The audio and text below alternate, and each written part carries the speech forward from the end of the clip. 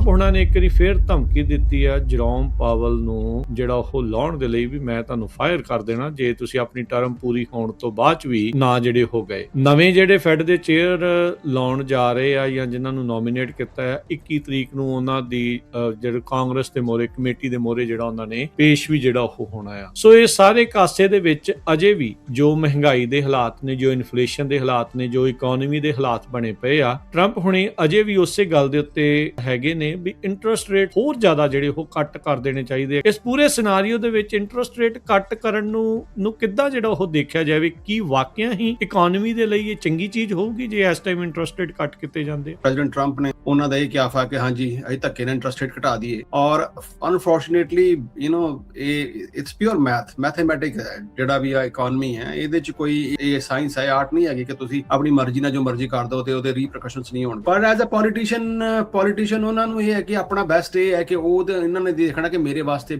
ਲਾਹੇਮੰਦ ਕੀ ਹੈ, ਤੇ president Trump ਵਾਸਤੇ ਤਾਂ ਲਾਹੇਮੰਦ ਇਹੀ ਹੈ ਕਿ ਇੰਟਰਸਟ ਰੇਟ ਘਟ ਜਾਣ ਤੇ ਹੁਣ ਲਹਿਰਾ ਬਹਿਰਾ ਹੋ ਜਾਣ, ਭਾਵੇਂ ਉਹਦੇ ਬਾਅਦ 10 15 20 ਸਾਲ ਪੂਰੀ ਇਕਨੋਮੀ ਸਫਰ ਕਰਦੇ ਰਹੇ। ਇਹਦੇ ਵਿੱਚ ਥੋੜਾ ਦੱਸੋ ਵੀ ਇਨਫਲੇਸ਼ਨ ਜਿਹੜੀ ਆ 9% ਜਦੋਂ ਆਈ ਥਿੰਕ ਕੋਵਿਡ ਤੋਂ ਬਾਅਦ ਚ 2022 ਦੇ ਵਿੱਚ ਉਸ ਟਾਈਮ ਤੱਕ ਜਿਹੜੀ 9-10% ਦੇ ਵਿਚਾਲੇ ਪਹੁੰਚ ਗਈ ਸੀ, ਫਿਰ ਥੋੜੀ ਜੀ ਘਟੀ 3% ਦੇ ਇਰਦ ਗਿਰਦ ਆਈ, ਥੋੜੀ ਜੀ 3 ਤੋਂ ਥੱਲੇ ਗਈ, 2% ਇਹ ਚਾਹੁੰਦੇ ਹੁੰਦੇ ਆ ਫੈਡ ਦਾ ਜਿਹੜਾ ਇੱਕ ਟਾਰਗੇਟ ਆ, ਪਰ ਹੁਣ ਇੱਕ ਵਾਰੀ ਫਿਰ ਤਾਂ ਉਹਨੂੰ ਜਿੱਦਾਂ ਤੁਸੀਂ ਸ਼ੁਰੂਆਤ ਚ ਆંકੜਾ ਦੱਸਿਆ 4.2 ਦੇ ਉੱਤੇ ਜਿਹੜੀ ਇਹ ਜਾ ਪਹੁੰਚੀ ਆ। ਸੋ ਇਹ ਕੀ ਅੱਗੇ ਸਿਨਾਰੀਓ ਕੀ ਤੁਹਾਨੂੰ ਨਜ਼ਰ ਆ ਰਿਹਾ ਇਨਫਲੇਸ਼ਨ ਦਾ, ਹੋਰ ਵਧੇਗੀ? ਤੋ ਦੇਖੋ ਜੇ ਆਪਾਂ 2021 ਦੀ ਗੱਲ ਕਰੀਏ ਔਰ 2020 ਦੇ ਵਿੱਚ ਜਿਹੜਾ 2020-2021 ਦੇ ਵਿੱਚ ਆਪਾਂ ਇੰਟਰਸਟ ਰੇਟ ਬਹੁਤ ਘਟਾਤੇ ਹਨ, 2% ਕਰਦੇ, ਔਰ ਦਾ ਇੰਪੈਕਟ ਜਿਹੜਾ 2020 ਦੇ ਵਿੱਚ ਘਟਾਏ ਉਹ ਕਰਕੇ ਜਾ ਕੇ 2022 ਦੇ ਵਿੱਚ ਇਹਦਾ ਇੰਪੈਕਟ ਪਿਆ, ਪਰ ਉਦੋਂ ਜਿਹੜੀ 2020 ਦੇ ਵਿੱਚ ਜਾ ਕੇ ਉਹਦਾ 2022 ਦੇ ਵਿੱਚ ਜਾ ਕੇ ਇੰਪੈਕਟ ਪਿਆ। ਜੇ ਅੱਜ ਦੀ ਡੇਟ 'ਚ ਜੇ ਆਪਾਂ ਸੇ ਐਗਜ਼ਾਮਪਲ ਲਈਏ, ਜੇ ਅੱਜ ਆਪਾਂ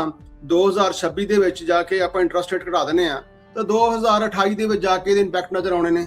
ਸੋ ਪ੍ਰੈਜ਼ੀਡੈਂਟ ਟਰੰਪ ਨੇ ਤਦ ਤੱਕ ਤਾਂ ਚੱਲ ਜਾਣਾ। ਡੀਜ਼ਲ ਪ੍ਰਾਈਸ ਜਿਹੜੀ ਹੈ ਹਰ ਸਾਲ ਦਾ ਲਿਟਲ ਡਿਫਰੈਂਸ 2023 24 25 ਔਰ ਜੇ 26 ਜੇ ਦੇਖੋ ਤਾਂ ਡਰਾਸਟਿਕ ਡਿਫਰੈਂਸ ਆਉਂਦਾ ਪਿਆ। ਔਰ ਜੇ ਲੜਾਈ ਹੋਣ ਤਾਂ ਚਲੋ ਟੈਂਪਰੇਰੀ ਰਿਲੀਫ ਮਿਲੀ ਹੋਈ ਹੈ, ਜੇ ਇਸ ਟਾਈਮ ਚੱਲਦਾ ਪਿਆ ਸੀਜ਼ਫਾਇਰ, ਜੇ ਸੀਜ਼ਫਾਇਰ ਨਾ ਹੋਏ ਤਾਂ ਇਹ ਜਿਹੜਾ ਰੇਟ ਹੈ ਔਰ ਇਸ ਤਰ੍ਹਾਂ ਕੋਸ਼ਿਸ਼ ਕਰਦਾ ਪਿਆ ਇਰਾਨ ਦਾ ਜਿਹੜਾ ਇੱਕ ਏਜੰਡਾ ਇਹ ਵੀ ਹੈਗਾ ਕਿ they really want to choke the president all the way to ਜਦੋਂ ਤੱਕ ਇਲੈਕਸ਼ਨ, ਬਿਕੋਜ਼ ਇਹ ਇਹਨਾਂ ਨੂੰ ਪਤਾ ਕਿ ਜੇ ਆਪਾਂ ਇਹਨੂੰ ਲੜਾਈ ਨੂੰ ਖਿੱਚ ਕੇ ਮਿਡ ਟਰਮ ਇਲੈਕਸ਼ਨ ਤੱਕ ਲੈ ਆਵਾਂਗੇ ਔਰ ਇਕਨੋਮੀ 'ਚ ਲੋਕੀ ਸਫਰ ਕਰਨਗੇ, ਔਰ ਜੇ $200 ਨੂੰ ਪਹੁੰਚ ਗਿਆ ਕਿਤੇ, ਤੁਸੀਂ ਵੀ ਇਹ ਨਿਊਜ਼ ਨੂੰ ਕਈ ਵਾਰ ਕਵਰ ਕੀਤਾ ਹੈ ਕਿ ਜੇ $200 ਬੈਰਲ ਪਹੁੰਚ ਗਿਆ ਤੇ ਇੱਥੇ ਜਿਹੜਾ ਗੈਸ ਸਟੇਸ਼ਨ ਜਿਹੜਾ ਪੈਟਰੋਲ ਹੈ ਜਾਂ ਡੀਜ਼ਲ ਹੈ 15 ਤੋਂ $20 ਤੱਕ ਵੀ ਪਰ ਗੈਲਨ ਹੋ ਸਕਦਾ। ਮੰਨ ਲਓ ਕਿਸੇ ਦੇ ਕੋਲ ਕ੍ਰੈਡਿਟ ਕਾਰਡ ਦੇ ਉੱਤੇ ਜਿੱਦਾਂ ਤੁਸੀਂ ਕਹਿ ਰਹੇ ਵੀ ਬੈਡ ਡੈਟ ਨੂੰ ਸਹੀ ਮਨੀ ਦੇ ਨਾਲ ਨਾ ਕਰੋ, ਉਹਨੂੰ ਥੋੜਾ ਸੈਟਲ ਕਰੋ, ਉਹਨੂੰ ਦੇਖੋ ਵੀ ਕਿੱਦਾਂ ਮਨੀ ਆਪਣੀ ਬਚਾਉਣੀ ਆ। ਹੁਣ ਬੰਦੇ ਨੂੰ ਕਈ ਨੂੰ ਲੱਗਦਾ ਵੀ ਅੱਛਾ $20,000 ਮੰਨ ਲਓ ਕਿਸੇ ਦੇ ਉੱਤੇ ਐਗਜ਼ਾਮਪਲ ਦੇ ਤੌਰ ਦੇ ਉੱਤੇ ਜਿਹੜਾ ਇੰਟਰਸਟ ਵਾਲਾ ਜਿਹੜਾ ਉਹ ਕਰਜ਼ਾ ਆ ਉਹਦੇ ਉੱਤੇ ਕ੍ਰੈਡਿਟ ਕਾਰਡ ਵਾਲਾ, ਉਹ ਇਵੈਂਚੁਅਲੀ ਬੰਦੇ ਦਾ ਬਣ ਕਿੰਨਾ ਜਾਂਦਾ ਆ? ਮੈਨੂੰ ਲੱਗਦਾ ਲੋਕਾਂ ਦੇ ਮਨ ਦੇ ਵਿੱਚ ਸ਼ਾਇਦ ਇਹ ਆ ਵੀ ਸ਼ਾਇਦ 10,000 ਹੀ ਦੇਣਾ ਪਊਗਾ। ਕਿਵੇਂ ਜੇ ਤੁਸੀਂ ਅਮਾਉਂਟ ਦੇ ਹਿਸਾਬ ਦੇ ਨਾਲ ਥੋੜਾ ਸਮਝਾਉਣਾ ਹੋਵੇ ਵੀ ਕਿਵੇਂ ਆ, ਵੀ ਆਪਾਂ ਇਹ ਅਸਿਊਮ ਕਰ ਰਹੇ ਹਾਂ ਵੀ 20,000 ਦਾ ਕਰਜ਼ਾ ਹੈ ਤੇ ਇਸ ਟਾਈਮ ਮਿਨੀਮਮ ਪੇਮੈਂਟ ਜਿਹੜਾ ਕੋਈ ਬੰਦਾ ਦੇ ਰਿਹਾ ਆ, so what eventually is going to cost that person। Punjabi radio USA, Punjabi TV USA ਦੇ ਉੱਤੇ ਆਪ ਸਭ ਦਾ ਸਵਾਗਤ ਹੈ। ਮੈਂ ਰਾਜਕਨਵੀਰ ਸਿੰਘ ਅੱਜ ਦੇ ਇਸ ਵਿਸ਼ੇਸ਼ ਪ੍ਰੋਗਰਾਮ 'ਚ ਤੁਹਾਨੂੰ ਜੀ ਆਇਆਂ ਨੂੰ ਆਖਦੇ ਹਾਂ।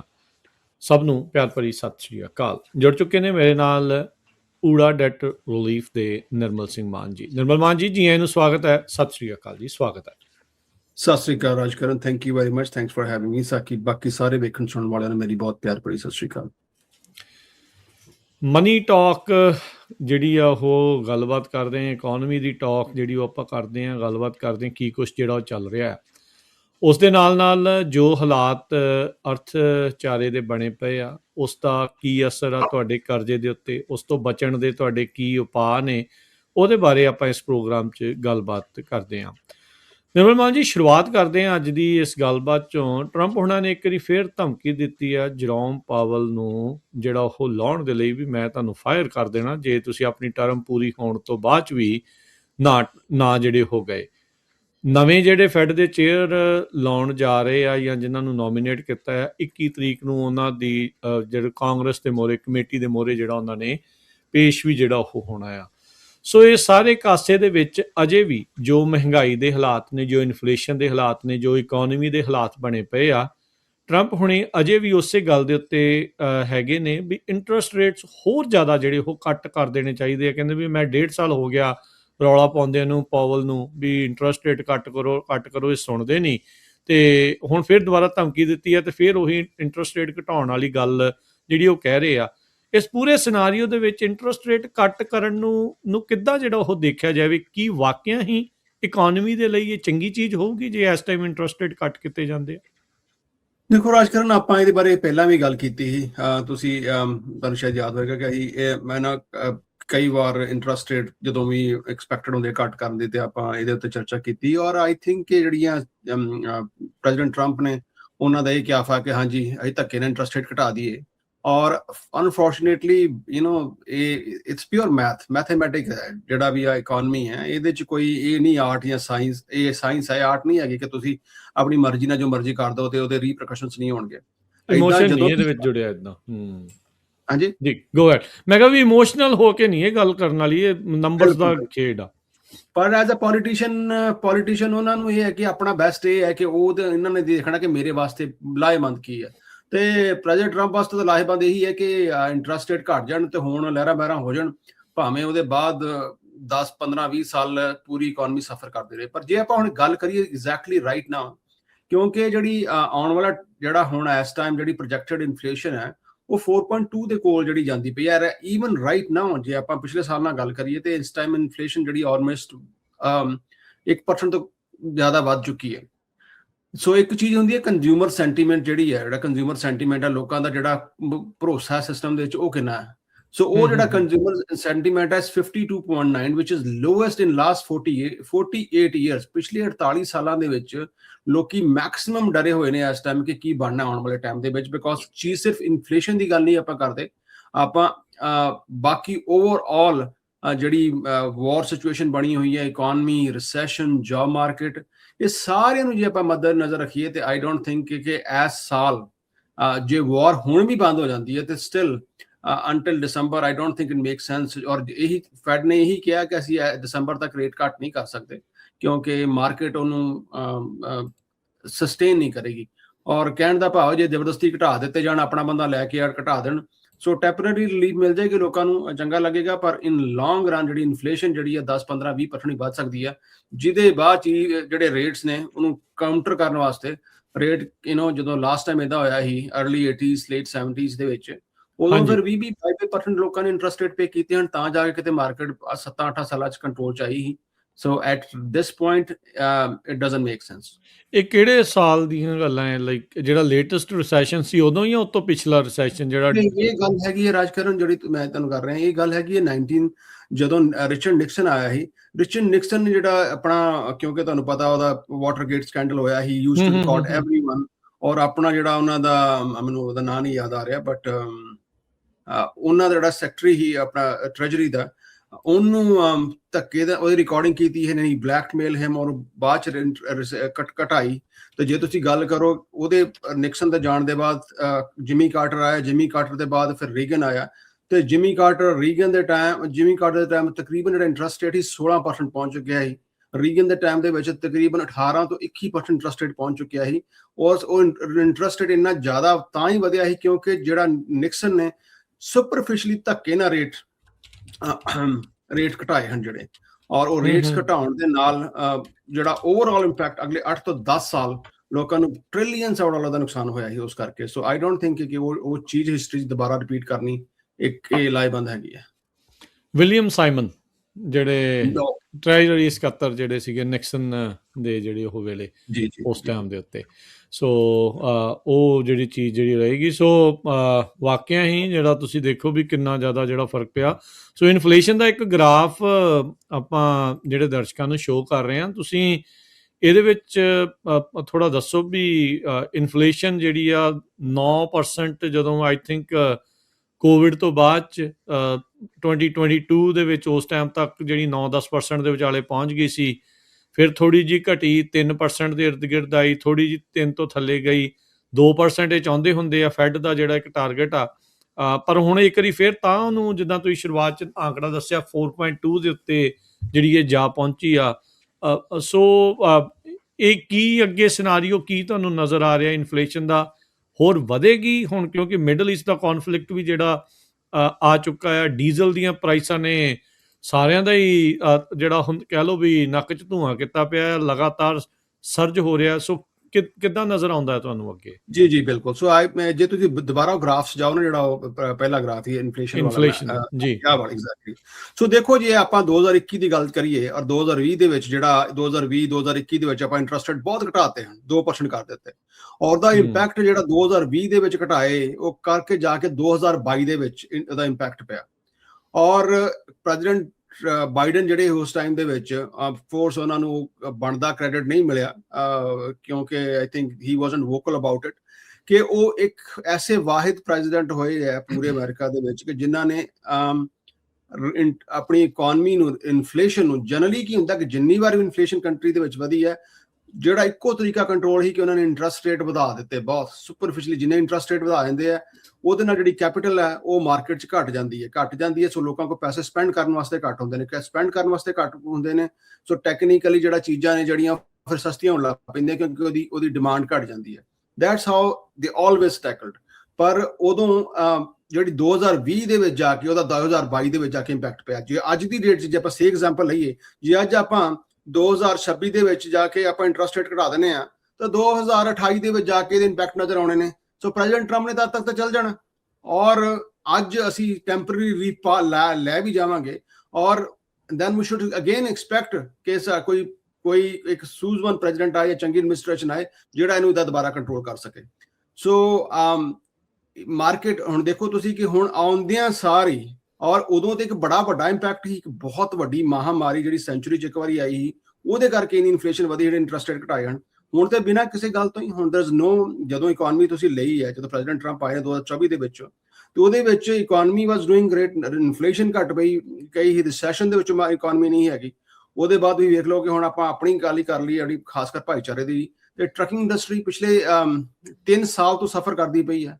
ਉਹਦੇ ਬਾਅਦ ਇਨਫਲੇਸ਼ਨ ਉਹਨਾਂ ਨੂੰ ਵੱਡਾ ਮਾਰ ਪੈਂਦੀ ਪਈ ਹੈ। ਜਿਹੜੇ ਡੀਜ਼ਲ ਦੇ ਪ੍ਰਾਈਸ ਨੇ, ਆਈ ਥਿੰਕ ਮੈਂ ਤੁਹਾਨੂੰ ਇੱਕ ਹੋਰ ਵੀ ਕੀਤਾ ਇਸ ਸ਼ੇਅਰ, ਜਿਹੜੀ ਪ੍ਰਾਈਸ ਆਫ ਲੜਾਈ ਗੈਸੋਲੀਨ ਪ੍ਰਾਈਸ ਦੇਖੋ, ਹਾਂਜੀ ਗੈਸੋਲੀਨ ਪ੍ਰਾਈਸ ਜਿਹੜੀ ਆ, ਡੀਜ਼ਲ ਪ੍ਰਾਈਸ ਜਿਹੜੀ ਹੈ ਹਰ ਸਾਲ ਦਾ ਮਾੜੀ ਮੋਟੀ ਲਿਟਲ ਡਿਫਰੈਂਸ, 2023 24 25, ਔਰ ਜੇ 26 ਜੇ ਦੇਖੋ ਤਾਂ ਡਰਾਸਟਿਕ ਡਿਫਰੈਂਸ ਆਉਂਦਾ ਪਿਆ।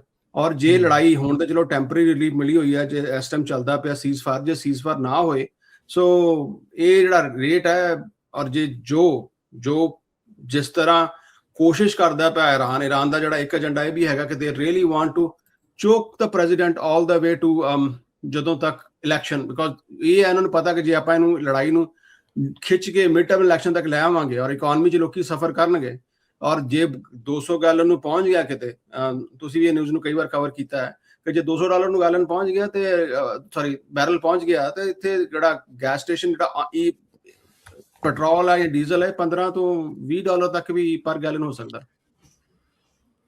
ਆਹੋ, ਫਿਰ ਤਾਂ ਹੁਣ ਪਹਿਲੋਂ ਤਾਂ ਅਜੇ ਤਾਂ 3 ਡਿਜਿਟ ਵਾਲੇ ਚੱਲਦੇ ਆ ਨਾ ਉੱਤੇ, ਵੀ 9.99 ਤੱਕ ਹੀ ਅਜੇ ਤੱਕ ਮੈਕਸਿਮਮ ਜਾਂਦਾ, ਫਿਰ ਉਹਦੇ ਮੋਰੇ ਉਹਨਾਂ ਨੂੰ ਇੱਕ ਹੋਰ ਡਿਜਿਟ ਵੀ ਲਾਉਣਾ ਜਿਹੜਾ ਉਹ ਪੈਸਾ ਦਾ। $200 ਤੁਸੀਂ ਗੈਲਨ ਕਹਿ ਕੇ ਤੇ ਲੋਕਾਂ ਦੀ ਜਾਨ ਨਾ ਤੁਸੀਂ ਕੱਢ ਦਿਓ। $200 ਬੈਰਲ ਕਹਿਣਾ ਜਾ ਰਿਹਾ, 200 ਰੁਪਏ ਲੀਟਰ ਦੇ ਨਾਲ ਵੀ ਨਿਕਲ ਜਾਣੀ ਜਾਨ, ਤੇ ਡਾਲਰ ਦੇ ਨਾਲ ਵੀ ਜਿਹੜੀ ਉਹ ਜਾਨ ਜਿਹੜੀ ਨਿਕਲਣੀ। ਪਰ ਬੈਰਲ ਦੇ ਪ੍ਰਾਈਸ ਹਾਲ ਦੀ ਘੜੀ ਜੇ ਆਪਾਂ ਦੇਖੀਏ ਤਾਂ ਥੋੜੇ ਜਿਹੇ ਥੱਲੇ ਆਏ ਆ। ਸੀਜ਼ਫਾਇਰ ਦੀਆਂ ਚਰਚਾਵਾਂ ਜਿਹੜੀਆਂ ਉਹ ਚੱਲ ਰਹੀਆਂ ਆ, ਨੈਗੋਸ਼ੀਏਸ਼ਨ ਪਤਾ ਨਹੀਂ ਕਿਤੇ ਸਿਰੇ ਚੜ੍ਹਦੀ ਆ ਜਾਂ ਨਹੀਂ ਚੜ੍ਹਦੀ। ਮੁੜ ਦੁਬਾਰਾ ਜਿਹੜੀ ਆ ਉਹ 21 ਤਰੀਕ ਤੋਂ ਬਾਅਦ 'ਚ ਸੀਜ਼ਫਾਇਰ ਖਤਮ ਜਿੱਦਣ ਹੁੰਦੀ ਆ ਵੀ ਉਹ ਦੁਬਾਰਾ ਲੜਾਈ ਨਾ ਸ਼ੁਰੂ ਹੋ ਜੇ, ਫਿਰ ਰੌਲਾ ਪੈ ਜਾਣਾ। ਉਹਨਾਂ ਨੇ ਹਾਰਮੁਜ਼ ਨੂੰ ਚੋਕ ਕੀਤਾ ਹੋਇਆ ਆ, ਇਹਨਾਂ ਨੇ ਉਹਦਾ ਬਲੌਕੇਡ ਲਾਇਆ ਆ, ਜਹਾਜ਼ ਕਹਿੰਦੇ ਲੰਘ ਰਹੇ ਆ, ਨਹੀਂ ਲੰਘ ਰਹੇ। ਸੋ ਕਾਫੀ ਰੌਲਾ ਰੱਪਾ ਜਿਹੜਾ ਇਸ ਟਾਈਮ ਨਿਰਮਲ ਮਾਨ ਜੀ ਇਹ ਜਿਹੜਾ ਉਹ ਚੱਲ ਰਿਹਾ ਆ। ਹੁਣ ਇਹਦੇ ਵਿੱਚ ਹੋ ਕੀ ਰਿਹਾ ਆ ਨਿਰਮਲ ਮਾਨ ਜੀ, ਵੀ ਲੋਕਾਂ ਦੀਆਂ ਆਦਤਾਂ ਤਾਂ ਹੁਣ 1.5 ਮਹੀਨੇ 'ਚ ਤਾਂ ਬਦਲਣੀਆਂ ਨਹੀਂ। ਜਿਹੜੀਆਂ ਆਦਤਾਂ ਪਈਆਂ ਆ ਖਰਚਾ ਕਰਨ ਦੀਆਂ, ਉਹ ਏਡੀ ਜਲਦੀ ਤਾਂ ਜਿਹੜੀਆਂ ਉਹ ਜਾਂਦੀਆਂ ਨਹੀਂ। ਵਾਰਿਸ ਸ਼ਾਹ ਵੀ ਇਹੀ ਕਹਿੰਦਾ, ਆਦਤਾਂ ਨਹੀਂ ਜਾਂਦੀਆਂ ਹੁੰਦੀਆਂ ਸੌਖੀਆਂ। ਸੋ ਉਹ ਖਰਚੇ ਕਰਨ ਦੇ ਲਈ ਲੋਕ ਫਿਰ ਕ੍ਰੈਡਿਟ ਕਾਰਡ ਜਿਹੜਾ ਬਹੁਤ ਜ਼ਿਆਦਾ ਵਰਤਦੇ ਆ। ਜਦੋਂ ਕ੍ਰੈਡਿਟ ਕਾਰਡ ਦੇ ਉੱਤੇ ਹੁਣ ਕਰਜ਼ਾ ਲਗਾਤਾਰ ਵੱਧਦੇ ਜਾਣਾ, ਕੋਈ ਨਵੇਂ ਖਲਾਈ ਜਾਊਗਾ, ਕੁਛ ਹੋਰ ਕਰੀ ਜਾਊਗਾ, ਉਹ ਤਾਂ ਬੋਝ ਦਰ ਬੋਝ ਆਪਣੇ ਸਿਰ ਜਿਹੜਾ ਉਹ ਪਾਈ ਜਾ ਰਹੇ ਆ। ਸੋ ਉਹਦੇ ਲਈ ਹੁਣ ਕੀ ਸੋਲੂਸ਼ਨ ਆ ਲੋਕਾਂ ਦੇ ਲਈ, ਕੀ ਕੀਤਾ ਜਾ ਸਕਦਾ, ਕਿਵੇਂ ਜਿਹੜੀ ਇਹ ਗੱਲ ਬਣੂਗੀ? ਦੇਖੋ ਜੋ ਓਵਰਆਲ ਆਪਾਂ ਜੇ ਗੱਲ ਕਰੀਏ ਰਾਜਕਰਨ ਤੇ ਇਕਨੋਮੀ, ਜੇ ਆਪਾਂ ਇਸ ਟਾਈਮ ਜਿਹੜੀ ਦੇਖੀਏ, ਕਿਉਂਕਿ ਜਿੱਦਾਂ ਤੁਸੀਂ ਕਿਹਾ ਮਹੀਨੇ 'ਚ ਕੋਈ ਬਹੁਤਾ ਫਰਕ ਨਹੀਂ ਪਿਆ, ਇੱਕ ਚੀਜ਼ਾਂ ਖਰਾਬ ਹੋਣੀ ਸ਼ੁਰੂ ਹੋ ਗਈਆਂ ਨੇ, ਬਿਜ਼ਨਸ ਅਜੇ ਵੀ ਚੱਲਦੇ ਪਏ ਨੇ, ਇਦਾਂ ਦੇ ਨਹੀਂ ਕਿ ਬਿਜ਼ਨਸ ਲੈਵਲ ਵੱਡੇ ਸਕੇਲ ਤੇ ਬੰਦ ਹੁੰਦੇ ਪਏ ਨੇ, ਪਰ ਜੋ ਪ੍ਰੈਡਿਕਸ਼ਨਸ ਆ ਰਹੀਆਂ ਨੇ ਜਿਹੜੀਆਂ ਇਸ ਟਾਈਮ, ਜੇ ਆਪਾਂ ਟਰੱਕਿੰਗ ਕੰਪਨੀ ਦੀ ਗੱਲ ਕਰੀਏ, ਐਨੀਵੇਅਰ ਬਿਟਵੀਨ ਜੇ ਕੋਈ ਜਿਹਦੇ 1 ਤੋਂ ਲੈ ਕੇ 50 ਟਰੱਕ ਤੱਕ ਹੈਗੇ ਨੇ, ਸੇ ਉਹਨਾਂ ਦੀ ਜਿਹੜੀ ਬੈਂਕਰਪਸੀ ਦੀ ਜਿਹੜੀ ਹੈ ਰੇਟ ਆ, ਮੈਕਸਿਮਮ ਜਿਹੜੀ ਇਸ ਟਾਈਮ ਟਰੱਕਿੰਗ ਇੰਡਸਟਰੀ ਦੇ ਵਿੱਚ ਹੈਗੀ ਹੈ, ਜਿਨ੍ਹਾਂ ਦੇ ਟਰੱਕ 1 ਤੋਂ ਲੈ ਕੇ 50 ਟਰੱਕ ਤੇ ਹੈਗੇ ਨੇ। So they are at highest risk right now because of higher price, diesel prices. Exactly. Plus ਹੁਣ ਦੇਖੋ ਤੁਸੀਂ ਓਵਰਆਲ ਜਿਹੜਾ ਤੁਸੀਂ ਗਰੋਸਰੀਜ਼ ਵੇਖੋ, ਬਾਕੀ ਸਟਿੱਕਰ, ਹਰ ਚੀਜ਼ ਦੇ ਉੱਤੇ ਜਿਹੜਾ ਤੁਹਾਡੀ ਇਕਨੋਮੀ ਹੈ ਉਹ ਕਿਤੇ ਨਾ ਕਿਤੇ ਖਰਾਬ ਕਰ ਹੁੰਦੀ ਪਈ ਹੈ। ਪਲੱਸ ਜੇ ਆਪਾਂ ਸਿਰਫ ਕ੍ਰੈਡਿਟ ਕਾਰਡ ਦੇ ਡੈਟ ਦੀ ਗੱਲ ਕਰੀਏ, ਕਿਉਂਕਿ ਕ੍ਰੈਡਿਟ ਕਾਰਡ ਡੈਟ ਵੀ ਪਾਈਲ ਅਪ ਨਹੀਂ ਹੁੰਦਾ ਰਾਈਟ ਵੇ, ਉਹ ਵੀ ਹੌਲੀ ਹੌਲੀ ਪਾਈਲ ਅਪ ਹੁੰਦਾ। ਸੋ ਆਲਮੋਸਟ 1.3 ਟ੍ਰਿਲੀਅਨ ਡਾਲਰ ਦੇ ਕੋਲ ਡੈਟ ਪਹੁੰਚ ਚੁੱਕਿਆ ਹੈ, ਔਰ ਜਿਹੜਾ ਕੈਰੀ ਕਰਦਾ ਪਿਆ ਡੈਟ, ਉਹ ਡੈਟ ਜਿਹੜਾ ਔਨ 20 to 24% ਜਿਹੜਾ ਇੰਟਰਸਟ ਰੇਟ ਤੁਸੀਂ ਪੇ ਕਰਦੇ ਪਏ ਐਵਰੀ ਸਿੰਗਲ ਮੰਥ। ਹੁੰਦਾ ਕੀ ਹੈ ਕਿ ਜਨਰਲੀ ਜਿਹੜਾ ਕੰਜ਼ਿਊਮਰ ਹੈ ਉਹ ਡੈਟ ਪੇ ਹੀ ਕਰੀ ਜਾਂਦਾ, ਪਰ ਉਹ ਪੇ ਨਹੀਂ, ਆਪਣਾ ਅਟੈਂਸ਼ਨ ਨਹੀਂ ਪੇ ਕਰਦਾ ਕਿ ਮੇਰਾ ਕਿੰਨਾ ਮਿਨੀਮਮ ਪੇਮੈਂਟ ਪੇ ਕਰੀ ਜਾਣਾ। ਸੋ ਦੇ ਓਨਲੀ ਮੇਕ, ਜਿੱਦਾਂ ਕਈ ਕਮਿਊਨਿਟੀਜ਼ ਦੇ ਵਿੱਚ ਹੁੰਦਾ, ਆਪਾਂ ਵੇਖੀਏ ਤੇ ਗੱਡੀ ਲੈਣ ਜਾਂਦੇ ਆ ਤੇ ਉਹੀ ਕਹਿੰਦੇ ਜੀ ਆ ਕੇ ਜੀ $200 ਮਹੀਨੇ ਦੀ ਪੇਮੈਂਟ ਐਕਸਟਰਾ ਆ ਵੀ ਲਵਾ ਲਓ, $50 ਚਾਹ ਲਵਾ ਲਓ, $100 ਚਾਹ ਲਵਾ ਲਓ, ਐਂਡ ਚੀਜ਼ਾਂ ਹੌਲੀ ਹੌਲੀ ਐਡ ਹੋ ਜਾਂਦੀਆਂ ਨੇ। ਤੇ ਆਪਾਂ ਜੇ $600-700 ਦੀ ਗੱਡੀ ਵੀ ਲੈ ਕੇ ਆ ਜਾਂਦੇ ਪਰ ਮੰਥ, ਔਰ ਜੇ ਪੇਮੈਂਟ 5-7-8 ਸਾਲ ਦੀ ਕਰ ਲੈਂਦੇ ਆ ਤੇ ਉਹਦੇ ਚ you pay so much money. ਇੱਥੇ ਤੁਸੀਂ 30-40 ਸਾਲ 50 ਸਾਲ ਦੀ ਪੇਮੈਂਟਸ ਕਰ ਰਹੇ ਹੋ, ਤੇ ਜੇ ਤੁਸੀਂ $10,000 ਵੀ ਦੇਣਾ, you end up paying $50,000-60,000 extra. So ਇਹ ਜਿਹੜਾ ਇਸ ਟਾਈਮ ਸਿਚੁਏਸ਼ਨ ਹੈ, ਇਹਦੇ ਚ ਇਹੀ ਹੈ ਕਿ ਜਿਹੜਾ ਤੁਹਾਡਾ good money it's going after bad money, you need to really start ਕਿ ਜਿਹੜੀ ਤੁਹਾਡੀ ਬਲੀਡਿੰਗ ਹੁੰਦੀ ਪਈ, ਬਿਕੋਜ਼ ਕੁਝ ਖਰਚੇ ਆਪਾਂ ਕੰਟਰੋਲ ਕਰ ਸਕਦੇ ਹਾਂ, ਕੁਝ ਆਪਾਂ ਮੈਨੇਜ ਕਰ ਸਕਦੇ ਹਾਂ, ਔਰ ਕੁਝ ਆਪਾਂ ਬਿਲਕੁਲ ਕੰਟਰੋਲ ਨਹੀਂ ਕਰ ਸਕਦੇ। ਘਰਾਂ ਦੀ ਪੇਮੈਂਟਾਂ ਅਸੀਂ ਨਹੀਂ ਕੰਟਰੋਲ ਕਰ ਸਕਦੇ, ਗੱਡੀਆਂ, ਇੰਸ਼ੋਰੈਂਸ, ਦੈਟਸ ਵੈਰੀ ਇੰਪੋਰਟੈਂਟ। ਹੁਣ ਜੇ ਗੈਸ ਵੱਧ ਪੇ ਕਰ ਰਹੇ ਹਾਂ ਤਾਂ ਗੈਸ ਵੱਧ ਹੀ ਪੇ ਕਰਨੀ ਪੈਣੀ ਹੈ। ਜੇ ਮੰਨ ਲਓ ਕਿ ਇਸ ਟਾਈਮ ਜੇ ਹੁਣ ਔਨ ਐਵਰੇਜ 4.5 ਤੇ ਚੱਲਦਾ ਪਿਆ ਨੈਸ਼ਨਲ ਐਵਰੇਜ ਗੈਸ ਦਾ, ਜੇ ਕੱਲ ਨੂੰ ਰੱਬ ਨਾ ਕਰੇ $7 ਤੇ ਵੀ ਹੋਗੀ ਤੇ ਆਪਾਂ ਨੂੰ ਪੇ ਕਰਨੀ ਪੈਣੀ ਹੈ। ਪਰ ਜਿਹੜਾ ਕ੍ਰੈਡਿਟ ਕਾਰਡ ਦਾ ਡੈਟ ਹੈ, ਜਿਹਦੇ ਉੱਤੇ ਤੁਸੀਂ 24% ਇੰਟਰਸਟ ਰੇਟ ਪੇ ਕਰਦੇ ਹੋ ਔਰ ਮਿਨੀਮਮ ਪੇਮੈਂਟ ਦੇਈ ਜਾਂਦੇ ਪਏ ਹੋ, ਔਰ ਉਹਨੂੰ ਆਪਾਂ ਨੂੰ ਚਾਹੀਦਾ ਕਿ ਥੋੜਾ ਜਿਹਾ ਉਹਨੂੰ ਖਤਮ ਕਰ ਸਕੀਏ। ਕਿੱਦਾਂ ਕਰ ਸਕੀਏ? ਮੈਂ ਇਹ ਕਹਿੰਦਾ ਕਿ ਪਹਿਲਾਂ ਕੋਸ਼ਿਸ਼ ਇਹ ਕਰੋ, ਜੇ ਤੁਸੀਂ ਆਪ ਪੇ ਕਰ ਸਕਦੇ ਕਰੋ, that settlement is the last option, ਪਰ definitely it's a option before you go for bankruptcy. ਆਪਣਾ ਜਿਹੜਾ ਆਪਣੇ ਨਾ ਕ੍ਰੈਡਿਟ ਨੂੰ ਸਮਝੋ ਤੁਸੀਂ ਪਹਿਲਾਂ, ਕਿ ਆਪਣੀ ਕ੍ਰੈਡਿਟ ਕਾਰਡ ਸਟੇਟਮੈਂਟਸ ਨੂੰ ਰੀਡ ਕਰੋ। ਉਹਨਾਂ ਨੇ ਫਿਰ ਸਿਸਟਮ ਇਹਦਾ ਡਿਜ਼ਾਈਨ ਕਰ ਦਿੱਤਾ ਹੈ ਕਿ ਲੋਕੀ ਆਪਣੇ ਸਟੇਟਮੈਂਟਸ ਨਾ ਪੜ੍ਹਨ, ਧੱਕੇ ਨਾਲ ਆਨਲਾਈਨ ਸਟੇਟਮੈਂਟ ਆਫਰ ਕਰ ਦਿੰਦੇ ਨੇ। ਲੋਕਾਂ ਦੇ ਘਰ ਸਟੇਟਮੈਂਟ ਨਹੀਂ ਆਉਂਦੀ, ਜੇ ਆਉਂਦੀ ਵੀ ਹੈ ਤੇ ਆਪਾਂ ਪਹਿਲਾ ਸੈਕਸ਼ਨ ਪੜ੍ਹ ਕੇ ਜਾਂ ਵੈਰੀਫਾਈ ਕਰਕੇ, ਬਿਕੋਜ਼ ਐਵਰੀ ਸਟੇਟਮੈਂਟ ਤੇ ਲਿਖਿਆ ਹੁੰਦਾ ਕਿ ਜੇ ਤੁਸੀਂ ਮਿਨੀਮਮ ਪੇਮੈਂਟ ਦੋਗੇ ਤਾਂ ਕਿੰਨਾ ਚਿਰ ਲੱਗਣਾ ਉਹਨੂੰ ਪੇ ਕਰਨ ਵਾਸਤੇ। ਹਾਂਜੀ ਜੀ ਜੀ। ਤੁਸੀਂ ਕੋਸ਼ਿਸ਼ ਕਰ ਸਕਦੇ ਹੋ ਆਪਣੇ ਬਿਹਾਫ ਦੇ ਉੱਤੇ, you can call your credit card company and ask ਕਿ ਜੇ ਤੁਹਾਡੇ ਤੇ ਇੰਟਰਸਟ ਰੇਟ ਲੋਅਰ ਨਹੀਂ ਕਰ ਸਕਦੇ, ਜੇ ਨਹੀਂ ਕਰ ਸਕਦੇ ਤਾਂ ਤੁਸੀਂ ਸਾਨੂੰ ਕਾਲ ਕਰੋ, ਅਸੀਂ ਕੋਸ਼ਿਸ਼ ਕਰ ਸਕਦੇ ਕਿ ਤੁਹਾਡਾ ਲੋ ਪ੍ਰੋਗਰਾਮ ਹੈ। ਔਰ ਖਾਸ ਕਰਕੇ ਜਿਹੜਾ ਵੀ ਇਸ ਟਾਈਮ ਕਿਸੇ ਨਾ ਕਿਸੇ ਤਰੀਕੇ ਨਾਲ ਜਾਂ ਉਹਨਾਂ ਦੀ ਜੌਬ ਚਲੀ ਗਈ ਹੈ, ਨੌਕਰੀ ਚਲੀ ਗਈ ਹੈ, ਉਹਨਾਂ ਦੀ ਇੱਕ ਹਾਰਡਸ਼ਿਪ ਪ੍ਰੋਗਰਾਮ ਹੈਗੀ ਹੈ, ਉਹਨੂੰ ਆਪਾਂ ਹਾਰਡਸ਼ਿਪ ਦੇ ਬੇਸਿਸ ਦੇ ਉੱਤੇ ਕ੍ਰੈਡਿਟ ਜਿਹੜੀ ਹੈ ਡੈਟ ਕੰਸੋਲੀਡੇਸ਼ਨ ਕਰ ਸਕਦੇ ਹਾਂ ਉਹਨਾਂ ਦੇ ਘੱਟ ਇੰਟਰਸਟ ਰੇਟ ਦੇ ਉੱਤੇ ਇਹਨਾਂ ਨੂੰ। ਔਰ ਜੇ ਕੋਈ ਚਾਹੁੰਦਾ ਹੈ ਭੈਣ ਭਰਾ ਕੇ ਲੋਨ ਲੈ ਕੇ ਇਹਨੂੰ ਕੰਸੋਲੀਡੇਟ ਕਰਕੇ ਇੱਕ ਲੋਨ ਪੇ ਕਰਕੇ ਔਰ ਬਾਕੀ ਸਾਰੇ ਕਾਰਡ ਪੇ ਕਰ ਲੈਣ, ਉਹ ਕਰਨ ਦੀ ਕੋਸ਼ਿਸ਼ ਕਰੋ। ਪਰ ਜਿੰਨਾ ਚਿਰ ਤੁਸੀਂ ਸੈਟਲ ਨਹੀਂ ਕਰਦੇ, ਆਪਣਾ ਕਰਜ਼ਾ ਖਤਮ ਨਹੀਂ ਕਰਦੇ, ਉਹ ਕਾਰਡ ਦੇ ਉੱਤੇ ਹੋਰ ਐਡ ਕਰਨ ਦੀ ਕੋਸ਼ਿਸ਼ ਨਾ ਕਰੋ। Try to control that.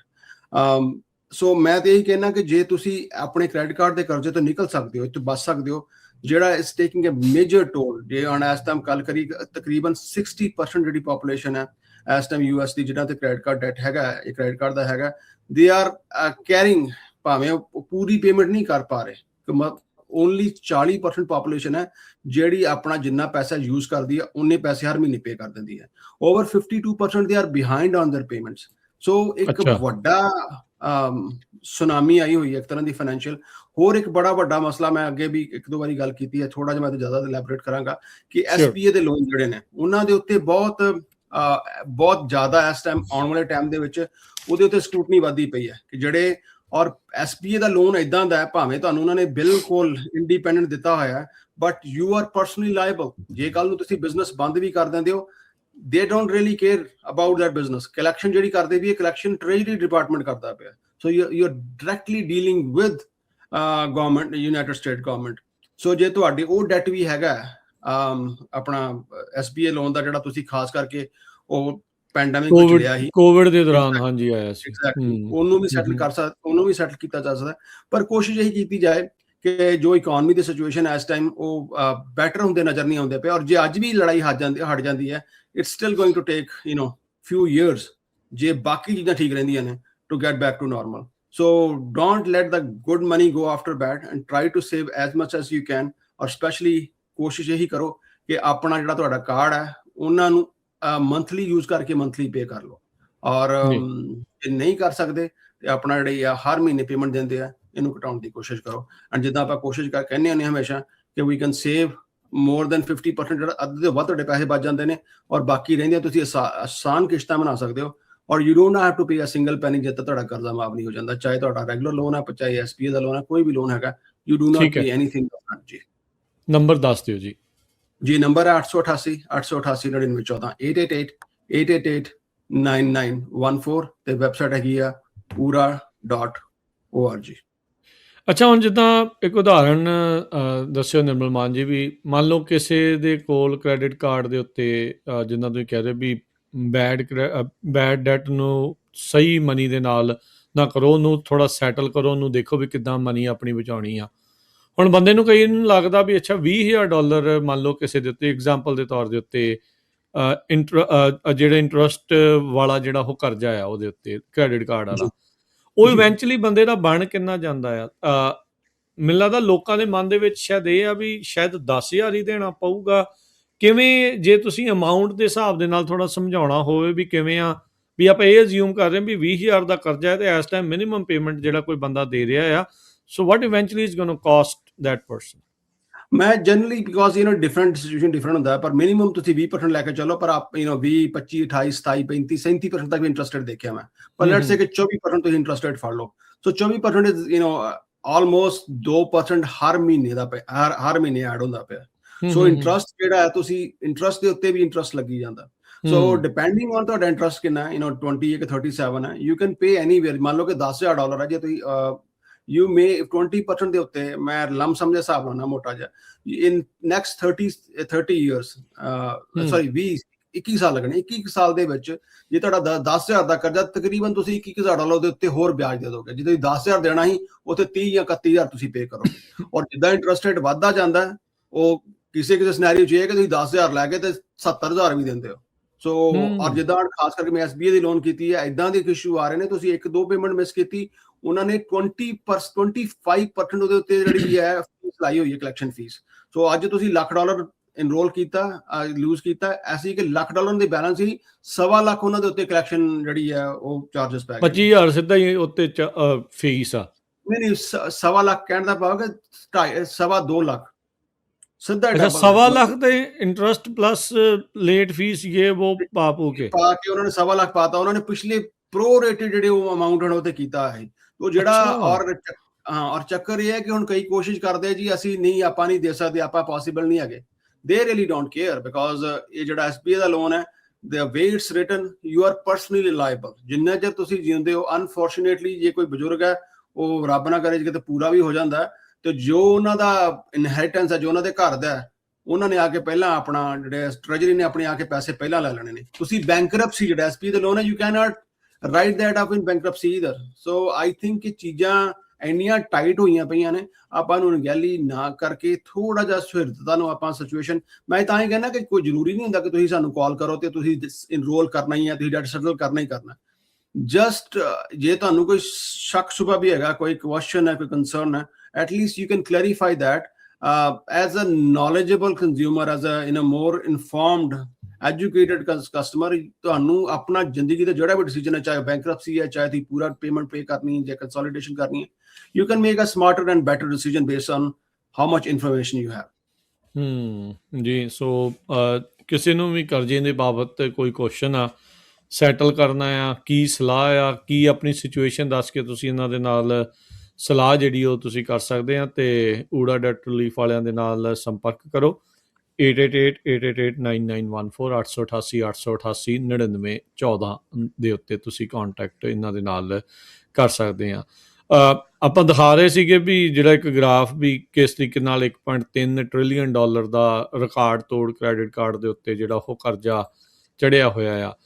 Jobs ਨੂੰ ਲੈ ਕੇ ਕੀ ਸਿਚੁਏਸ਼ਨ ਚੱਲ ਰਹੀ ਆ ਇਸ ਟਾਈਮ? ਲੱਗ ਇੱਦਾਂ ਰਿਹਾ ਵੀ ਜਿਹੜਾ ਹੈਲਥ ਕੇਅਰ ਆ ਉਹੀ ਜੌਬ ਮਾਰਕੀਟ ਨੂੰ ਅੱਗੇ ਧੂ ਰਿਹਾ ਆ, ਉਹੀ ਲੈ ਕੇ ਜਾ ਰਿਹਾ। ਬਾਕੀ ਥਾਵਾਂ ਦੇ ਉੱਤੇ ਇੰਨਾ ਜ਼ਿਆਦਾ ਜਿਹੜਾ ਕੰਮ ਆ ਉਹ ਨਹੀਂ ਵੱਧ ਰਿਹਾ, ਆਲਦੋ ਮੈਨੂਫੈਕਚਰਿੰਗ, ਟਰਾਂਸਪੋਰਟੇਸ਼ਨ, ਕੰਸਟਰਕਸ਼ਨ ਦੇ ਵਿੱਚ ਵੀ ਜੌਬਸ ਐਡ ਹੋ ਰਹੀਆਂ ਆ। ਅਤੇ ਫੈਡਰਲ ਸਰਕਾਰ ਦੀਆਂ ਆਪਾਂ ਨੂੰ ਪਤਾ ਕਾਫੀ ਘੱਟ ਹੋਈਆਂ, ਫਾਈਨੈਂਸ਼ੀਅਲ ਵਾਲਿਆਂ ਦੇ ਵਿੱਚ ਵੀ ਕਾਫੀ ਕਟੌਤੀਆਂ ਆਈਆਂ ਆ। ਸੋ ਜੌਬ ਮਾਰਕੀਟ ਦਾ ਕਿਵੇਂ ਦੇਖ ਰਹੇ ਹੋ ਉਹਦੇ ਸਮੇਂ 'ਚ? ਵੇਖੋ ਜੌਬ ਮਾਰਕੀਟ ਔਨ ਐਵਰੇਜ ਖਾਸ ਕਰਕੇ ਜਦੋਂ ਪਿਛਲੀ ਵਾਰ ਵੀ ਜਿੰਨਾ ਕਿ ਅਸੀਂ ਜਿੱਦਾਂ ਹੁਣ ਤੁਸੀਂ ਕਿਹਾ ਕਿ ਖਾਸ ਕਰਕੇ ਸਿਰਫ ਆਪਣੀ ਹੈਲਥ ਕੇਅਰ ਨੂੰ ਔਰ ਇਨ ਸਰਟਨ ਸੈਕਸ਼ਨ ਹਸਪਿਟੈਲਿਟੀ ਦੇ ਵਿੱਚ ਥੋੜ੍ਹੀਆਂ ਜੌਬਸ ਹੁਣ ਟਰਾਂਸਪੋਰਟੇਸ਼ਨ ਦੁਬਾਰਾ ਰਿਵਾਈਵ ਹੋਈ ਹੈ 3 ਸਾਲਾਂ ਬਾਅਦ। ਕੰਸਟਰਕਸ਼ਨ ਵੀ ਰਿਵਾਈਵ ਹੋਈ ਸੀ, ਪਰ ਉਹ ਜਿਹੜਾ ਜਿਸ ਲੈਵਲ ਤੇ ਪਹਿਲਾਂ ਰਿਵਾਈਵ ਹੈਗੀ ਸੀ ਬਿਫੋਰ ਟੈਰਿਫਸ ਉੱਥੇ ਨਹੀਂ ਹੈਗੀ। ਸੋ ਓਵਰਆਲ ਜਿਹੜੀਆਂ ਜੌਬਸ ਨੇ ਇਹਦੇ 'ਚ IT ਦਾ ਸੈਕਟਰ ਜੌਬਸ ਨਹੀਂ ਹੈਗੀਆਂ। ਜੇ ਆਪਾਂ ਗੱਲ ਕਰੀਏ ਤਾਂ ਤਕਰੀਬਨ 10 ਤੋਂ 12 ਮਹੀਨੇ ਲੱਗਦੇ ਪਏ ਨੇ ਜੇ ਕੋਈ ਬੰਦਾ ਅੱਜ ਲੂਜ਼ ਕਰ ਦਿੰਦਾ IT ਦੀ ਜੌਬ। ਜੋ ਸੈਲਰੀਆਂ ਹਨ, ਜੋ ਉਹਨਾਂ ਦਾ ਪੇ ਸਟਰਕਚਰ ਹੀ ਉਹ ਘਟਦਾ ਪਿਆ। ਸੋ ਟੈਕਨੀਕਲੀ ਆਈ ਡੋਂਟ ਥਿੰਕ ਕਿ ਐਸੀ ਕੋਈ ਵੀ ਮਾਰਕੀਟ ਹੈਗੀ ਰਾਜਕਰਨ ਜਿਹਦੇ 'ਚ ਤੁਹਾਨੂੰ ਫਿਊਚਰ ਜਿਹੜਾ ਬ੍ਰਾਈਟ ਨਜ਼ਰ ਆਉਂਦਾ ਪਿਆ। ਚਾਹੇ ਤੁਹਾਡੀਆਂ ਜੌਬਸ ਵੱਧਦੀਆਂ ਪਈਆਂ ਨੇ, ਪਰ ਜੋ ਸੈਲਰੀ ਸਟਰਕਚਰ ਅੱਜ ਤੋਂ 4-5 ਸਾਲ ਪਹਿਲਾਂ ਹੈਗਾ ਸੀ ਉਹ ਤੋਂ ਕਿਤੇ ਨਾ ਕਿਤੇ ਘੱਟ ਹੁੰਦਾ ਪਿਆ। ਪਰ ਜੇ ਨੌਕਰੀ ਹੈ ਵੀ ਤੁਹਾਡੇ ਕੋਲ, even if you are blessed to have a job and everything else is working nice, ਸਭ ਕੁਝ ਠੀਕ ਚੱਲਦਾ ਪਿਆ, ਸਟਿਲ ਚੀਜ਼ਾਂ ਜਿਹੜੀਆਂ ਨੇ ਜੇ ਮੰਨ ਲਓ ਕਿ ਡਬਲ ਪ੍ਰਾਈਸ ਹੋ ਗਿਆ ਜਾਂ 10% ਵੱਧ ਗਿਆ ਜਾਂ 5% ਵੱਧ ਗਿਆ, ਯੂ ਆਰ ਸਟਿਲ ਤੁਹਾਡਾ ਜਿਹੜਾ ਟੇਕ ਹੋਮ ਜਿਹੜੀ ਤੁਹਾਡੀ ਸੇਵਿੰਗਸ ਨੇ, people do not have enough savings to carry them through for next 3 to 6 months. Generally ਕੀ ਹੁੰਦਾ ਕਿ ਤੁਹਾਡੇ ਕੋਲ ਇੰਨੇ ਪੈਸੇ ਹੁੰਦੇ ਹਨ ਕਿ ਕੱਲ ਤੁਹਾਡੇ ਕੋਲ ਜੌਬ ਨਾ ਰਹੇ ਜਾਂ ਤੁਹਾਡਾ ਬਿਜ਼ਨਸ ਸਲੋ ਪੈ ਜਾਏ, ਅਗਲੇ 3 ਤੋਂ 6 ਮਹੀਨੇ ਸਸਟੇਨ ਕਰ ਸਕਦੇ ਹੋ। ਅੱਜ ਜਿਹੜਾ ਬੰਦਾ ਆ ਗਿਆ, ਮੈਜੋਰਿਟੀ ਲੋਕ ਜਿਹੜੇ ਨੇ ਜਿਨ੍ਹਾਂ ਕੋਲ ਇੰਨੀ ਸੇਵਿੰਗਸ ਹੈਗੀ ਹਨ, ਬਫਰ ਇੰਨਾ ਹੈਗਾ ਹੀ, ਉਹ ਬਫਰ ਵੀ ਲਿਟਰਲੀ ਦਿਨਾਂ 'ਚ ਰਹਿ ਗਿਆ ਇਨ ਸਰਟਨ ਸਿਨੈਰੀਓਸ। ਸੋ ਆਪਾਂ ਨੂੰ ਇਹ ਵੀ ਚਾਹੀਦਾ ਕਿ ਆਪਣਾ ਇੱਕ ਬਫਰ, ਕਿਉਂਕਿ ਆਪਾਂ ਨੂੰ ਨਹੀਂ ਪਤਾ ਕਿ ਜੌਬ ਮਾਰਕੀਟ ਜਾਂ ਬਿਜ਼ਨਸ ਕਿੱਧਰ ਜਾਣਾ, 3 ਤੋਂ 6 ਮਹੀਨੇ ਦਾ ਆਪਣਾ ਰੱਖ ਕੇ ਚੱਲੀਏ ਕਿ ਕੱਲ ਨੂੰ ਜੇ ਸਿਚੁਏਸ਼ਨ ਖਰਾਬ ਹੋ ਜਾਂਦੀ ਹੈ ਤੇ ਇੰਨਾ ਚਿਰ ਆਪਾਂ ਸਸਟੇਨ ਕਰ ਸਕੀਏ। ਬਿਲਕੁਲ ਬਿਲਕੁਲ। ਇਹਦੇ ਵਿੱਚ ਨਿਰਮਲ ਮਾਨ ਜੀ ਬਹੁਤ ਵਾਰੀ ਫਿਰ ਡੈਟ ਕਲੈਕਸ਼ਨ ਵੱਲ ਨੂੰ ਜਿਹੜੀਆਂ ਕਾਲਾਂ ਆਉਣ ਲੱਗ ਜਾਂਦੀਆਂ ਤੁਹਾਨੂੰ, ਉਹ ਸਿਨਾਰੀਓ ਦਾ ਮਤਲਬ ਆ ਵੀ ਆਲਰੇਡੀ ਦੇਰੀ ਹੋ ਚੁੱਕੀ ਆ, ਕੀ ਉਦੋਂ ਵੀ ਡੈਟ ਸੈਟਲਮੈਂਟ ਦੇ ਲਈ ਸੰਪਰਕ ਕੀਤਾ ਜਾ ਸਕਦਾ? ਜੀ ਬਿਲਕੁਲ, ਉਦੋਂ ਹੀ ਕੀਤਾ ਜਾ ਸਕਦਾ। ਔਰ ਜਨਰਲੀ ਉਹਨਾਂ ਦੀ ਪ੍ਰੈਕਟਿਸਿਸ ਕਾਫੀ ਅਨਐਥੀਕਲ ਹੁੰਦੀਆਂ in certain cases. So there is a law, FDCPA, Fair Debt Collection Practice Act. ਸੋ ਕਈ ਵਾਰ ਕੀ ਹੁੰਦਾ, ਕਈ ਇਨ ਮੋਸਟ ਕੇਸਿਸ ਜੇ ਤੁਸੀਂ ਪ੍ਰੋਪਰਲੀ ਰਿਕਾਰਡ ਕਰਦੇ ਹੋ, ਜਿਹੜੇ ਵੀ ਕਸਟਮਰ ਸਾਡੇ ਨਾਲ ਇਨਰੋਲ ਹੁੰਦੇ ਨੇ, ਮੰਨ ਲਓ ਕਿ ਤੁਸੀਂ ਕਸਟਮਰ ਦਾ ਕਿਸੇ ਵੀ ਕ੍ਰੈਡੀਟਰ ਦਾ $10,000 ਦੇਣਾ, ਉਹਨਾਂ ਨੇ ਕੋਈ ਐਸੀ ਕੁਤਾਹੀ ਕਰ ਦਿੱਤੀ ਜਿਹੜੀ ਉਹ ਨਹੀਂ ਕਰ ਸਕਦੇ, ਜਿਹਦੇ ਵੱਲੋਂ ਫੈਡਰਲ ਗਵਰਨਮੈਂਟ ਨੇ ਉਹਨਾਂ ਨੂੰ ਵਰਜਿਆ ਗਿਆ, ਇਨ ਸਰਟਨ ਕੇਸਿਸ ਨਾ ਆਪਾਂ ਤੁਹਾਡਾ ਕਰਜ਼ਾ ਬਿਲਕੁਲ 100% ਮਾਫ ਕਰਾ ਦਿੰਦੇ, ਕਈ ਵਾਰ ਉਲਟਾ ਉਹਨਾਂ ਕੋਲ ਸੈਟਲਮੈਂਟ ਲੈ ਕੇ ਵੀ ਤੁਹਾਨੂੰ ਦਿੰਦੇ ਆ। ਸੋ these are the small things you have to keep track ਜਦੋਂ ਤੁਸੀਂ ਸਾਡੇ ਨਾਲ ਇਨਰੋਲ ਕਰਦੇ ਹੋ। ਬਾਕੀ ਕਈ ਵਾਰ ਕੀ ਕਰਦੇ, ਕਲੈਕਸ਼ਨ ਵਾਲੇ ਜਿਹੜੇ ਹੁੰਦੇ ਨੇ, ਅਨਫੋਰਚੂਨੇਟਲੀ ਕਿਉਂਕਿ ਸਿਸਟਮ ਇਹਨਾਂ ਦਾ ਇੱਕ ਜਿੰਨੇ ਵੀ ਕਦੇ ਕਿਸੇ ਦਾ ਕਲੈਕਸ਼ਨ ਦਾ ਵਾਹ ਪਿਆ, ਤੁਹਾਨੂੰ ਪਤਾ ਕਿ ਉਹ ਬੜੇ ਰੂਡ ਤੇ ਬੜੇ ਬਦਤਮੀਜ਼ ਜਿਹੇ ਲੋਕ ਹੁੰਦੇ ਨੇ ਐਂਡ ਝੂਠੇ, ਕਿਉਂਕਿ ਸਭ ਤੋਂ ਜਿਹੜਾ ਬਾਟਮ ਆਫ ਦਾ ਬੈਰਲ ਲੋਕੀ ਨੇ ਉਹਨਾਂ ਨੂੰ ਕਲੈਕਸ਼ਨ 'ਚ ਪਾਉਂਦੇ ਨੇ।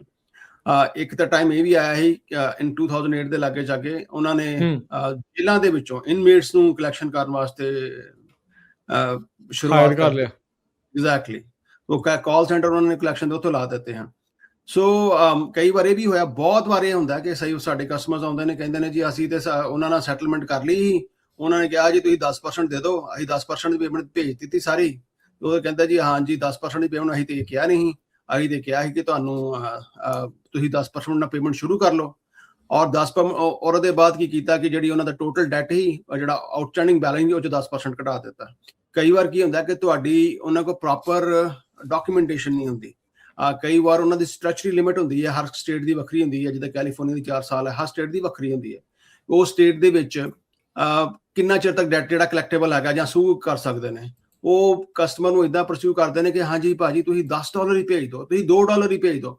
once you send $2, ਤੁਹਾਡੀ ਜਿਹੜੀ ਲਿਮਿਟ ਹੈ ਉਹ ਦੁਬਾਰਾ ਰੀਸਟਾਰਟ ਹੋ ਜਾਂਦੀ ਹੈ and then they can come more aggressively ਔਰ ਤੁਹਾਡੇ ਉੱਤੇ ਘਰਾਂ ਦੇ ਉੱਤੇ, ਮਤਲਬ ਉਹਨਾਂ ਕਈ ਐਸੇ ਸਿਨੈਰੀਓ ਦੇਖੇ ਨੇ ਜਿੱਥੇ ਉਹਨਾਂ ਨੇ $10 ਦੀ ਪੇਮੈਂਟ ਭੇਜੀ, ਉਹਦੇ ਬਾਅਦ ਤੇ ਉਹਨਾਂ ਦੇ ਘਰ ਤੇ ਲੀਨ ਪੈ ਗਈ ਔਰ ਜੇ ਉਹ ਪੇਮੈਂਟ ਨਾ ਭੇਜਦੇ ਉਹ ਕੁਝ ਨਹੀਂ ਕਰ ਸਕਦੇ, they could have got very good settlement. So ਇਹ ਚੀਜ਼ਾਂ ਨੇ ਆਈ ਥਿੰਕ ਸਾਡੇ ਧਿਆਨ ਰੱਖਣਾ ਚਾਹੀਦਾ। ਐਗਜ਼ੈਕਟਲੀ। ਤੇ ਜੇ ਤੁਹਾਨੂੰ ਜਨਰਲ ਕੁਐਸਚਨ ਵੀ ਹੈਗਾ, ਕੰਸਰਨ ਵੀ ਹੈਗਾ, ਡਸਨਟ ਮੀਨ ਕਿ ਯੂ ਹੈਵ ਟੂ ਇਨਰੋਲ। ਤੁਸੀਂ ਕਾਲ ਕਰਕੇ ਕੋਈ ਕੁਐਸਚਨ ਵੀ ਪੁੱਛਣਾ ਹੈ ਐਸੇ ਸਿਨੈਰੀਓ ਦੇ ਵਿੱਚ ਤੁਹਾਨੂੰ ਲੱਗਦਾ ਵੀ ਹੈ ਕਿ it's too good to be true, ਇਹ ਸਪੈਮਰ ਹੈ, ਰਾਈਟ ਹੈ, ਗਲਤ ਹੈ, ਤੇ ਕਾਲ ਕਰਕੇ ਤੇ ਐਟਲੀਸਟ ਇਨਫੋਰਮੇਸ਼ਨ ਜਿਹੜੀ ਹੈ ਤੁਹਾਨੂੰ it will only help you. Scam ਤੋਂ ਇਹਦੇ ਵਿੱਚ ਕਿੱਦਾਂ ਬਚਿਆ ਜਾ ਸਕਦਾ? ਆਮ ਪ੍ਰੀਟੀ ਸ਼ੋਰ ਇਹ ਵੀ ਸਕੈਮ ਚੱਲ ਰਹੇ ਹੋਣੇ ਆ ਵੀ ਤੁਹਾਡਾ ਇੰਨਾ ਡੈਟ ਆ, ਅਸੀਂ ਤੁਹਾਡਾ ਇਦਾਂ ਮਾਫ ਕਰਾ ਦਿੰਨੇ ਆ ਜਾਂ ਆਹ ਕਰ ਦਾਂਗੇ। ਪਿੱਛੇ ਜੇ ਤੇ ਬਿੱਲ ਅੱਧੇ ਮਾਫ ਕਰਾਉਣ ਲੱਗੇ ਹੋਏ ਸੀ, ਉਹ ਤਾਂ ਕਾਲਾਂ ਅਜੇ ਵੀ ਆਉਣੋਂ ਹਟਦੀਆਂ ਨਹੀਂ। ਉਹ ਸਭ ਨੂੰ ਹੀ ਪਤਾ ਵੀ ਕਿਸ ਤਰੀਕੇ ਦੇ ਸਕੈਮ ਜਿਹੜੇ ਚੱਲ ਰਹੇ ਆ। ਡੈਟ ਸੈਟਲਮੈਂਟ ਨੂੰ ਲੈ ਕੇ ਜਾਂ ਕੰਸੋਲੀਡੇਸ਼ਨ ਨੂੰ ਲੈ ਕੇ ਵੀ ਸਕੈਮ ਚੱਲ ਰਹੇ ਨੇ। ਬਿਲਕੁਲ ਜੀ, ਬਹੁਤ ਸਕੈਮ ਆਉਂਦੇ ਨੇ। ਆਈ ਥਿੰਕ ਕੋਸ਼ਿਸ਼ ਇਹੀ ਕਰੋ ਕਿ ਜਿਹਨੂੰ ਵੀ ਤੁਸੀਂ ਕਾਲ ਕਰਨੀ, ਚਾਹੇ ਬੈਂਕ ਦੀ ਕਾਲ, ਕੋਈ ਬੈਂਕ ਤੋਂ ਕਹਿੰਦਾ ਕਿ ਮੈਂ ਬੈਂਕ ਤੋਂ ਕਾਲ ਕਰ ਰਿਹਾ, ਮੈਂ ਐਮਪੈਸੀ ਤੋਂ ਕਾਲ ਕਰ ਰਿਹਾ, ਮੈਂ ਆਈਆਰਐਸ ਤੋਂ ਕਾਲ ਕਰ ਰਿਹਾ ਜੀ, ਮੈਂ ਸੀਆਈਏ ਤੋਂ, ਡਿਪਾਰਟਮੈਂਟ ਤੋਂ, ਪੁਲਿਸ ਤੋਂ ਕਰ ਰਹੇ ਆ। ਤੁਸੀਂ ਕਿਸੇ ਵੀ ਜਿਹੜਾ ਬੰਦਾ ਵੀ ਤੁਹਾਨੂੰ ਕਾਲ ਕਰ ਰਿਹਾ, ਜਸਟ ਹੈਂਗ ਅਪ ਦੈਟ ਕਾਲ। ਜੇ ਇਦਾਂ ਦੀ ਵੀ ਕਾਲਾਂ ਆਈਆਂ ਨੇ ਜਿਹੜੇ ਆਪਣੀ ਕਮਿਊਨਿਟੀ ਦੇ ਵਿੱਚੋਂ ਕਈਆਂ ਨੇ ਕਿਹਾ ਜੀ ਅਸੀਂ ਊਰਾ ਤੋਂ ਕਾਲ ਕਰ ਰਹੇ ਹਾਂ, ਸੋ ਅਸੀਂ ਵੀ ਕਿਸੇ ਨੂੰ ਕਾਲ ਨਹੀਂ ਜੀ ਕਰਦੇ, ਜਸਟ ਲਾਈਕ ਜਿੰਨੇ ਵੀ, ਕਿਉਂਕਿ ਅਸੀਂ ਆਪਣਾ ਨੰਬਰ ਦਿੰਦੇ ਹਾਂ, if you call us then we call you back. So ਜਿਹਦਾ ਵੀ ਕਾਲ ਆਏ ਜਸਟ ਹੈਂਗ ਦੈਟ ਕਾਲ। ਬਿਲਕੁਲ ਉਹਦੇ ਨਾਲ ਗੱਲ ਕਰਨ ਦੀ ਲੋੜ ਨਹੀਂ। ਜਿੱਥੋਂ ਵੀ ਕਾਲ ਆਈ ਉਹਦਾ ਨੰਬਰ ਜਾ ਕੇ ਇੰਟਰਨੈਟ ਤੋਂ ਲੱਭੋ ਔਰ ਉਹਨਾਂ ਨੂੰ ਆਪ ਕਾਲ ਕਰੋ, ਬਿਕੋਜ਼ ਦੈਨ ਯੂ ਨੋ ਕਿ ਤੁਸੀਂ ਰਾਈਟ ਡਿਪਾਰਟਮੈਂਟ ਨੂੰ ਰਾਈਟ ਜਗ੍ਹਾ ਪਹੁੰਚਿਓ। ਨਾਟ ਜਿਹੜੇ ਨੰਬਰ ਤੋਂ ਕਾਲ ਆਈ ਉਸ ਨੰਬਰ ਤੇ ਵਾਪਸ ਨਹੀਂ ਕਾਲ ਕਰਨੀ। ਜਿਹੜੇ ਬੰਦਾ ਕਹਿ ਰਿਹਾ ਕਿ ਚੇਜ਼ ਤੋਂ ਮੈਂ ਕਾਲ ਕਰ ਰਿਹਾ, ਤਾਂ ਚੇਜ਼ ਦਾ ਨੰਬਰ ਜਾ ਕੇ ਚੇਜ਼ ਦੀ ਵੈਬਸਾਈਟ ਤੋਂ ਲਾਓ ਔਰ ਉਸ ਨੰਬਰ ਤੇ ਕਾਲ ਕਰੋ। ਕੋਈ ਕਹਿੰਦਾ ਊਰਾ ਦੇ ਨੰਬਰ ਤੇ ਕਾਲ ਕਰ ਰਿਹਾ, ਤਾਂ ਉਹ ਨੰਬਰ ਊਰਾ ਦਾ ਇੰਟਰਨੈਟ ਤੋਂ ਲੈ ਕੇ ਉੱਥੋਂ ਕਾਲ ਕਰੋ। So that is the safest way ਕਿ ਜਿਹੜਾ ਤੁਹਾਨੂੰ ਬਚਣ ਦਾ ਤਰੀਕਾ ਹੈਗਾ। ਇਹ ਤੋਂ ਸੌਖਾ ਤਰੀਕਾ ਕੋਈ ਨਹੀਂ ਹੈਗਾ। ਜੇ ਤੁਹਾਨੂੰ ਫੇਰ ਵੀ ਲੱਗਦਾ ਕਿ ਹਾਂ ਕਿ ਜੈਨੂਇਨ ਡਰ ਲੱਗਦਾ ਕਾਲ ਕਰਦਾ, ਤੁਸੀਂ ਸਾਨੂੰ ਕਾਲ ਕਰ ਲਓ and this is totally free service, you don't have to pay anything, we will talk to them whoever says ਕਿ ਮੈਂ ਫਲਾਣਾ ਟਮਕਾਣਾ ਹੈਗਾ। ਸੋ ਬੈਸਟ ਤਰੀਕਾ ਇਹ ਕਿਸੇ ਦੀ ਕਾਲ ਦੇ ਉੱਤੇ ਜਿੰਨਾ ਚਿਰ ਤੁਹਾਨੂੰ ਕਹੋ ਮੈਨੂੰ ਨੰਬਰ ਦੇ ਤੇ and then you check that number, ਕਿਹੜੇ ਨੰਬਰ ਤੁਹਾਨੂੰ ਦਿੰਦੇ ਨੇ, ਇਹ ਤਾਂ ਬਚਿਆ ਜਾ ਸਕਦਾ। ਨੰਬਰ ਦੱਸ ਦਿਓ ਹੁਣ ਫਿਰ ਆਪਣਾ ਜੀ। ਨੰਬਰ ਹੈ 888 888 9914 888 888 9914 ਔਰ ਵੈਬਸਾਈਟ ਹੈ ਸਾਡੀ ura.org, OORAA.org। ਵੈਬਸਾਈਟ ਦੇ ਵਿੱਚ ਅੱਖਰਾਂ ਦਾ ਧਿਆਨ ਰੱਖਿਆ ਕਰੋ, ਕਿਤੇ ਕੁਝ ਹੇਰ ਫੇਰ ਇੱਕ ਅੱਧੇ ਦੀ ਹੁੰਦੀ ਆ ਤੇ ਬੰਦੇ ਨੂੰ ਜਿਹੜਾ ਇਸੇ ਤਰੀਕੇ ਦੇ ਨਾਲ ਕਈ ਵਾਰੀ ਨਾ ਫਸਾ ਲੈਂਦੇ ਆ। ਸੋ ਬਚਿਆ ਕਰੋ, ਅੱਜ ਕੱਲ੍ਹ ਸਕੈਮ ਬਹੁਤ ਚੱਲ ਰਹੇ ਆ। ਪਹਿਲਾਂ ਹੀ ਹਾਲਾਤ ਇਦਾਂ ਦੇ ਨਹੀਂ ਹੈਗੇ ਵੀ ਆਪਾਂ ਡਾਲਰ ਵੀ ਕਿਤੇ ਵੇਸਟ ਕਰੀਏ। ਸੋ ਜ਼ਰੂਰੀ ਆ ਵੀ ਆਪਣੀ ਮਿਹਨਤ ਦੀ ਕਮਾਈ ਤੁਹਾਡੇ ਸਹੀ ਪਾਸੇ ਲੱਗੇ। ਤੇ ਖਾਸ ਕਰਕੇ ਹੁਣ ਜਿਹੜਾ ਕਰਜ਼ੇ ਦੀ ਸਿਚੁਏਸ਼ਨ, ਚਲੋ ਹਰ ਇੱਕ ਦੀ ਆਪੋ ਆਪਣੀ ਵੱਖੋ ਵੱਖਰੀ ਸਿਚੁਏਸ਼ਨ ਚੱਲ ਰਹੀ ਆ, ਪਰ ਇਹ ਤੁਹਾਡੀ ਹੈਲਪ ਦੇ ਲਈ ਇੱਥੇ ਅਵੇਲੇਬਲ ਨੇ ਤੇ ਤੁਸੀਂ ਇਹਨਾਂ ਨਾਲ ਕੰਟੈਕਟ ਕਰੋ। ਨਿਰਮਲ ਮਾਨ ਜੀ, ਬਹੁਤ ਧੰਨਵਾਦ, ਬੜੀ ਮਿਹਰਬਾਨੀ। ਮਿਲਦੇ ਹਾਂ ਫਿਰ ਅਗਲੀ ਵਾਰੀ। ਧੰਨਵਾਦ, ਸਤਿ ਸ਼੍ਰੀ ਅਕਾਲ। ਧੰਨਵਾਦ, thank you, thanks for having me, thank you, ਸਤਿ ਸ਼੍ਰੀ ਅਕਾਲ।